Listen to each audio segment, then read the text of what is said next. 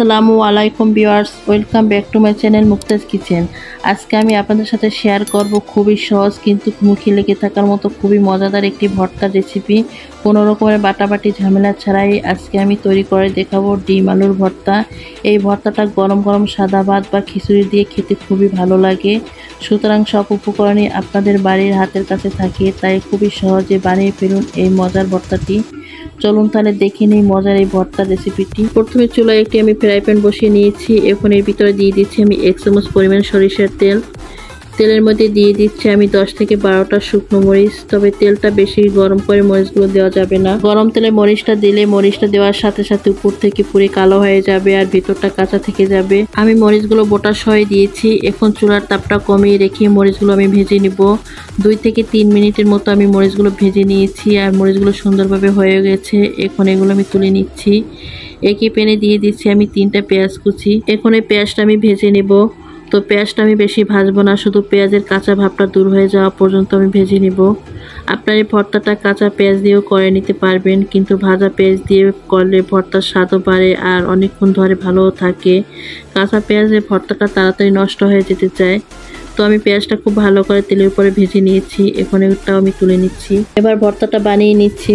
তো যে মরিচগুলো আমি ভেজে রেখেছিলাম তার বোটাগুলো আমি খুলে নিচ্ছি।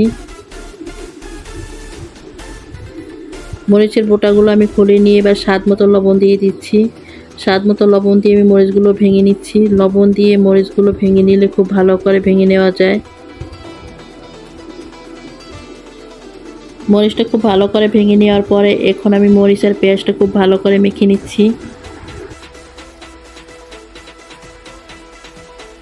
পেঁয়াজ মরিচটা মাখা হলে ধনিয়া পাতা দিয়ে আমি পেঁয়াজ মরিচটা খুব ভালো করে মেখে নিচ্ছি। পেঁয়াজ মরিচ আর ধনিয়া পাতাটা আমি খুব ভালো করে মেখে নিয়েছি। এখন এটা আমি প্লেটের এক সাইডে রেখে দিচ্ছি। আজকে ডিম আলুর ভর্তাটা বানানোর জন্য এখানে আমি নিয়েছি 3টা সিদ্ধ করা ডিম আর 3টা সিদ্ধ করা আলু। 3টা আলুর জন্য 3টা ডিম দিলে পারফেক্টভাবে স্বাদ আসবে এই ভর্তাটা। তবে এই ভর্তাটা আপনারা শুধু ডিম দিয়েও করে নিতে পারবেন। আলু ডিম দিয়ে ভালো করে আমি চটকিয়ে নিচ্ছি। ডিম আর আলুটা খুব ভালো করে চটকিয়ে নেওয়া হয়ে গেছে। এখন আমি সব কিছু দিয়ে ভালো করে মেখে নিচ্ছি।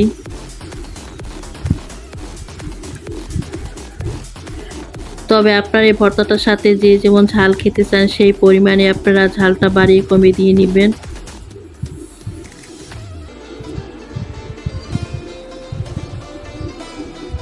সব কিছু খুব ভালো করে আমি মেখে নিয়েছি। এখন আমি দিয়ে দিচ্ছি সরিষার তেল। সরিষার তেলটা দিয়েও আমি খুব ভালো করে সব কিছু আবারও মেখে নিচ্ছি। এই তো খুবই সহজে হয়ে গেল আমার মজাদার ডিম আলুর ভর্তাটা। এই ডিম আলুর ভর্তা করাটা কতটা সহজ সেটা আপনারা দেখেই বুঝতে পারছেন। আর এই ডিম আলুর ভর্তাটা আমরা সবাই কম বেশি বাড়িতে করে থাকি। সব ভর্তার থেকে এই ডিম আলুর ভর্তাটা বানানো সব থেকে সহজ আর খেতেও খুব দারুণ মজা হয়। এই ডিম আলুর ভর্তাটা কতটা মজাদার ও কতটা স্বাদের সেটা আমরা সবাই কম বেশি জানি। এর টেস্ট সম্পর্কে নাইবা বললাম, আপনারা বাড়িতে বানিয়ে খেলে বুঝতে পারবেন এর টেস্টটা কতটা মজাদার। তো আশা করি বন্ধুরা আমার আজকের এই ডিম আলুর ভর্তার রেসিপিটা আপনাদের কাছে ভালো লেগেছে। যদি ভালো লেগে থাকে তাহলে অবশ্যই লাইক শেয়ার কমেন্ট করে দিবেন। আর আমার চ্যানেলটি যদি সাবস্ক্রাইব করা না থাকেন অবশ্যই সাবস্ক্রাইব করার পাশেই থেকে যাবেন।